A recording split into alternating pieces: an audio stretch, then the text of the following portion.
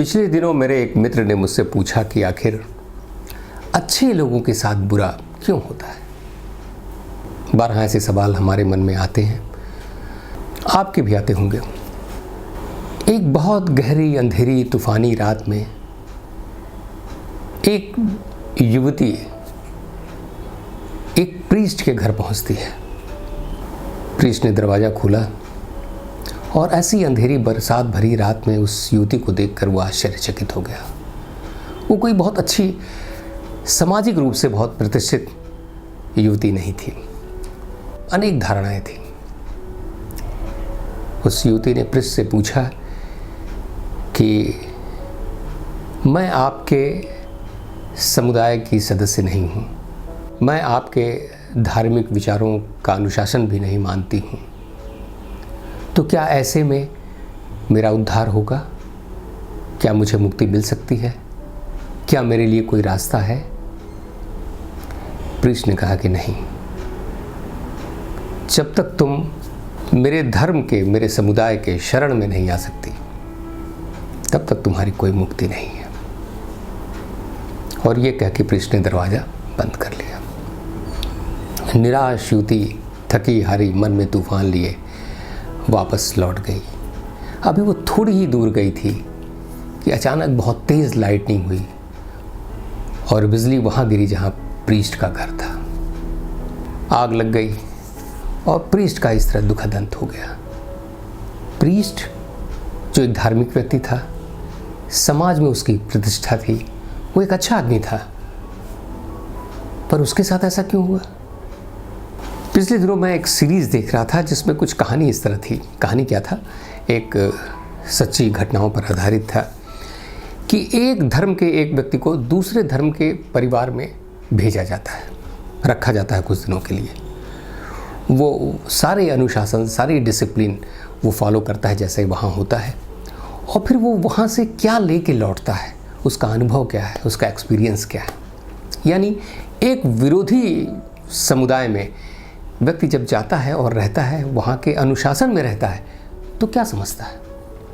ऐसे ही एक सुंदर सी लड़की जो क्रिश्चियन समुदाय की थी, उसे ऑस्ट्रेलिया में एक हिंदू परिवार में रखा जाता है। और उन दिनों दिवाली का मौसम है, पूरा परिवार दिवाली मनाता है, और वो लड़की हफ्तों उस घर में रहती है। वो उस घर में रहते हुए इतना ज़्यादा प्रभावित होती है और ये महसूस करती है कि ये लोग कितने अच्छे हैं, कितने प्यारे हैं और कितनी अच्छी अच्छी भावनाएं इनके अंदर हैं। लेकिन जब वो वहाँ से लौटती है तो उसके आंखों में आंसू भरे हुए हैं। क्यों?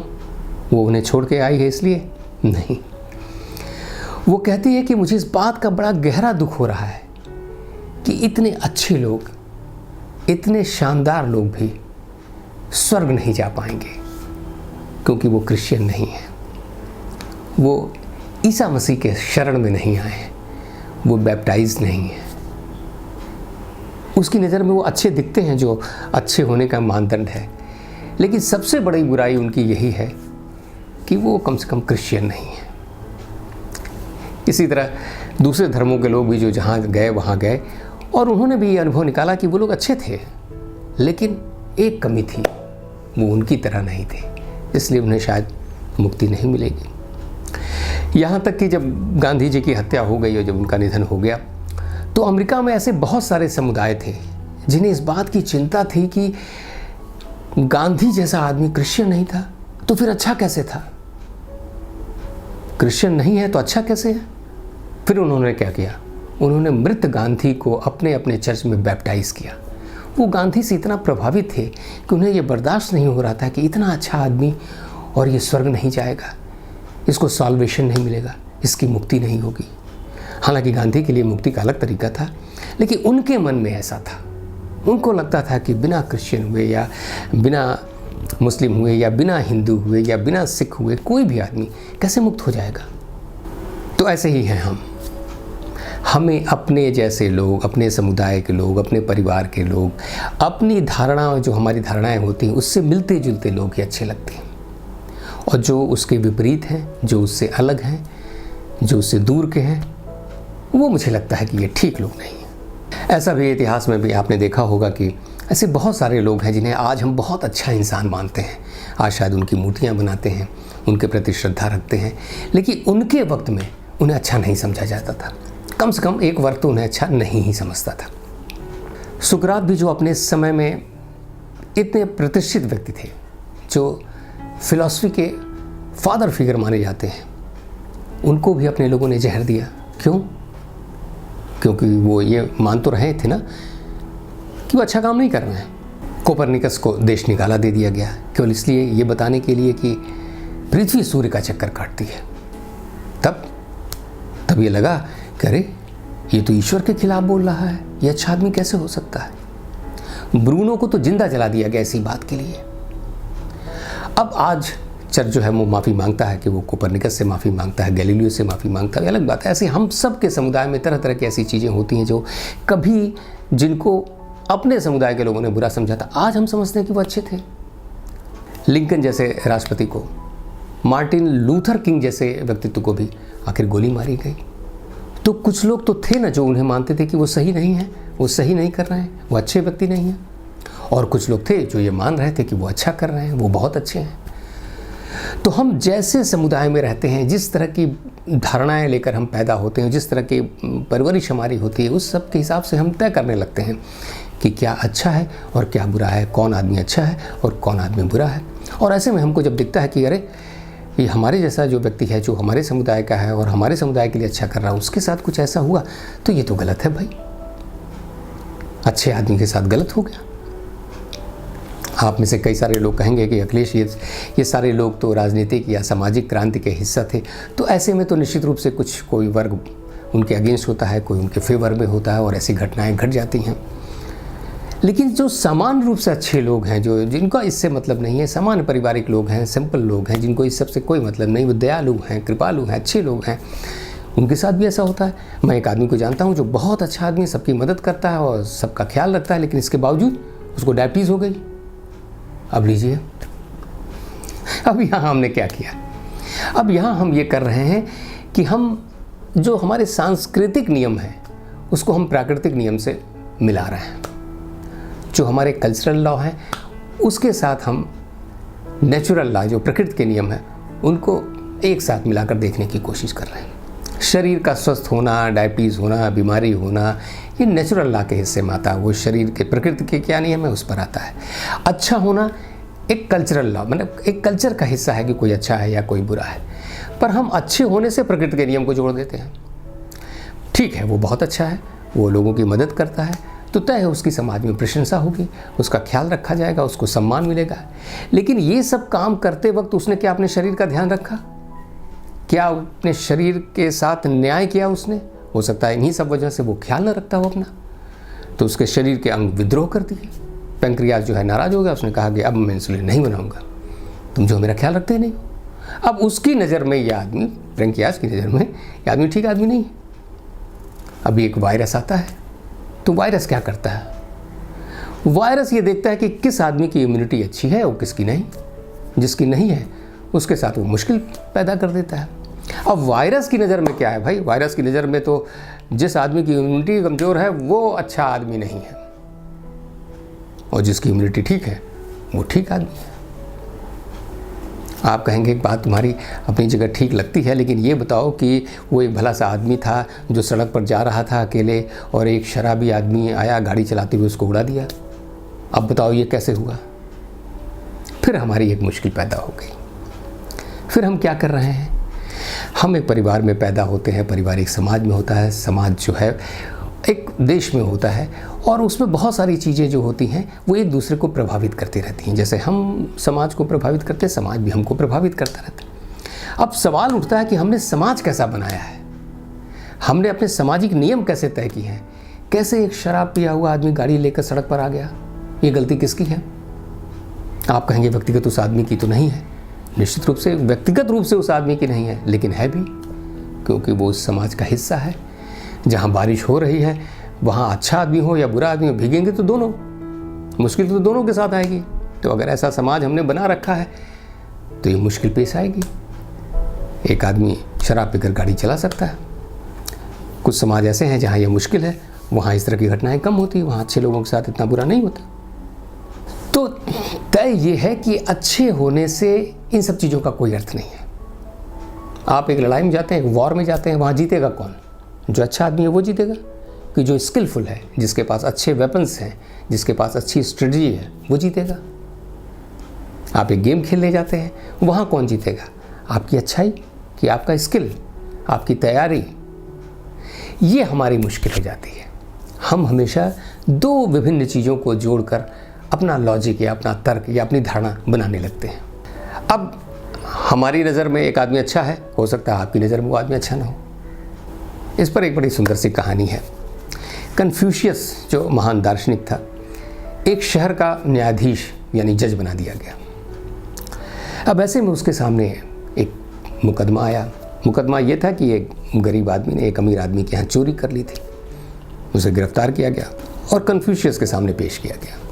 कन्फ्यूशियस ने सारे तर्क और दलील को सुना और उसके बाद उसने जिस आदमी ने चोरी की थी उसको 2 दिन के जेल की सज़ा की, और जिस आदमी के यहाँ चोरी हुई थी, जो अमीर आदमी था, उसको 6 महीने की जेल की सज़ा की।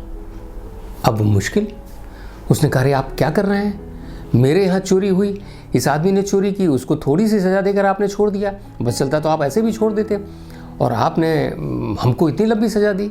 चोरी हमारे घर में हुई है, अपराध इसने किया है। कन्फ्यूशियस ने कहा, तुम ठीक कह रहे हो, मैं इसको छोड़ भी सकता था, लेकिन चूंकि नियम है कि जिसने गलती की है उसको थोड़ी सज़ा तो मिलनी ही चाहिए। लेकिन उससे बड़ा अपराधी तुम हो, तुम सबसे बड़े क्रिमिनल हो। तुमने इतना पैसा जमा कर लिया है कि तुम्हारे अगल बगल के लोग भूखे रहते हैं। इससे बड़ा क्राइम भी कोई हो सकता है। कन्फ्यूशियस ने कहा कि इस बात का शुक्र मनाओ कि मैंने तुम्हें इससे बड़ी सज़ा नहीं दी, मैंने तुमको 6 महीने के लिए ही छोड़ दिया। तो अब कन्फ्यूशियस की नज़र में ये आदमी गलत था, ये सही आदमी नहीं था, ये अमीर आदमी अच्छा आदमी नहीं था। और पुलिस की नज़र में और अमीर आदमी की नज़र में वो जो चोर था, वो जो गरीब आदमी था, जो भूखा था, वो गलत था। तो कैसे तय करते हैं हम तमाम चीज़ों में कि अच्छा कौन है, बुरा कौन है? जिसे एक समय में अच्छा समझा जाता है वही कल बुरा निकल जाता है, जिसे बुरा समझा जाता है वो अच्छा निकल जाता है। आप राजनीति में बहुत इस चीज़ों को देखते होंगे। एक पार्टी के नेता दूसरे पार्टी के नेता को क्या क्या नहीं कहते, कुछ भी, ये आदमी शासन में आ गया तो देश नष्ट हो जाएगा, गिरवी हो जाएगा, ये गलत हो जाएगा, बहुत बुरा हो जाएगा। और वही आदमी किसी मौके पर जब उसकी मदद कर देता है या उससे मिलकर वो गवर्नमेंट बना लेता है तो फिर क्या? फिर तुमसे अच्छा कौन है? ये लो जिगर लो, ये जान लो। अब तुमसे अच्छा कौन है? वही आदमी जो इतना बुरा था, आज इस मौके पर जब उसका स्वार्थ सिद्ध हो रहा है तो उससे अच्छा कौन है? फिर वो ये तय करने लगता है कि आदमी तो बहुत अच्छा था। तो इस बात को समझने के लिए राजनीति बहुत गहरी चीज़ है, जिससे ये बात पता चलता है कि हम किसी चीज़ को अच्छा और बुरा कैसे समझते हैं। एक आदमी ऑफिस में थोड़ा बदनाम है, थोड़ा घूस वूस लेता है, कुछ इस तरह की हरकतें करता है, लोग उसे कहते हैं वो अच्छा आदमी नहीं है। लेकिन उसके परिवार के लोग तो कहते हैं ना कि वो देवता जैसा है, वो घर की सारी जिम्मेदारियां पूरा करता है, ये उसकी जिम्मेदारी के घर को वो ठीक से फीड करे तो वो करता है, और इसमें गलती क्या है? तो समाज के 2 पक्ष में देखें, घर में वो बहुत अच्छा आदमी है, बाहर वो बुरा आदमी है। हमने वाल्मीकि की कथा तो सुनी है कि एक समय वो डाकू हुआ करते थे, उनका नाम रत्नाकर था, और बाद में वो ऋषि हुए, महाकवि हुए, उन्होंने रामायण की रचना की, वाल्मीकि नाम हुआ। तो ये तय करना कि कौन कब कहाँ अच्छा और कौन कब कहाँ बुरा हो सकता है, ये बड़ा मुश्किल है। इसलिए स्टैटिक रूप से ये डिसीजन लेना कि कोई अच्छा है कोई बुरा है, और वो अच्छा इसलिए उसके साथ बुरा होता है, वो बुरा है इसलिए उसके साथ अच्छा होता है, ये थोड़ी मुश्किल बात है। इसमें समय, परिस्थितियाँ, अनुभव, व्यवहार, परिवेश, बहुत सारी चीज़ें काम करती। फिर भी चूँकि हमारा मन बहुत सिंपल तरीके से निर्णय करना चाहता है, तो ब्लैक एंड वाइट में करना चाहता है। वो तय कर देता है यार कि कौन इतना डिस्क्रिप्शन लेगा कि कौन कब अच्छा है, कौन कब बुरा, और कौन सही है, कौन गलत है। तय कर लेते हैं कि इन सब चीज़ों को करने वाला अच्छा और इन सब चीज़ों को करने वाला बुरा है। अब प्रश्न उठता है कि हम इस निर्णय पर पहुँचते कैसे हैं। अब होता ये है कि चूँकि हम अपने आप को बहुत अच्छा समझते हैं, सभी लोग समझते हैं, तो जब हम अपने को अच्छा समझते हैं तो जो हमारे विपरीत तरह के लोग हैं, जो हमारे इंटरेस्ट में नहीं आते हैं, वो कहीं हमको अपनी तरह से नहीं दिखते हैं, वो मुझे गलत आदमी दिखते हैं, वो हमको बुरे आदमी दिखते हैं। अब हमारे साथ कोई मुश्किल हुई, मुश्किल दुनिया में सबके साथ होती है, लेकिन अभी मेरे साथ हुई, हमारे साथ हो गई है। अब हमारे साथ अगर मुश्किल हुई है तो हमको लगता है कि यार देखो, मैं अच्छा आदमी, मेरे साथ मुश्किल हो गई, और वो आदमी बहुत खुश है, बहुत मुस्कुरा रहा है। उससे पूछिए कि क्या हाल है, बोला ठीक है, बहुत अच्छा। तो वो खुश है, इसका मतलब क्या है? वो बुरा है, खुश है, और मैं अच्छा हूँ इसलिए दुखी हूँ। और बारहा ऐसा होता है कि किसी भी सामान्य आदमी से पूछिए क्या हाल चाल है, तो अच्छा ही कहता है। वो ही सोचता है कि क्यों अपने दुख को, अपने गम को दुनिया भर में ऐसे ही बांटे। बेकार में फिर लोग पूछेंगे कि क्या है, क्यों हुआ, कैसे हुआ, अरे ठीक है, अच्छा कह के निकल जाता। अब इस धारणा को हम मिक्स कर देते हैं, हम इस लॉजिक पर चले जाते हैं कि चूंकि हम दुखी हैं और हम अच्छे हैं, वो आदमी अच्छा आदमी नहीं और वो खुश है, तो इसका मतलब ये है कि अच्छे आदमी के साथ बुरा होता है और बुरे आदमी के साथ अच्छा होता है, वो खुश रहता है। तो कुछ अच्छा हुआ होगा तभी तो खुश है वो। हालांकि सच्चाई ये है कि नानक ने तो कहा है कि नानक दुखिया सब संसार, सारे लोग दुखी हैं, और बुद्ध तो इस बात को बहुत पहले कह के गए। लेकिन फिर भी हम इस धारणा के शिकार रहते हैं कि अच्छे लोगों के साथ बुरा होता है। तो अगर ये लगता है कि हम सभी अच्छे हैं और अच्छे के साथ ही बुरा होता है, तो कभी कभी अपने मन में झांक कर देखें कि वास्तव में हम कितने अच्छे हैं। थोड़ी सी मुश्किल होगी, लेकिन कभी एकांत में बैठकर और एनालिसिस करें, इंट्रोस्पेक्शन करें कि वाकई हम कितने अच्छे हैं। अभी एक हाल में एक रिसर्च आई है और बड़ी मौजू है।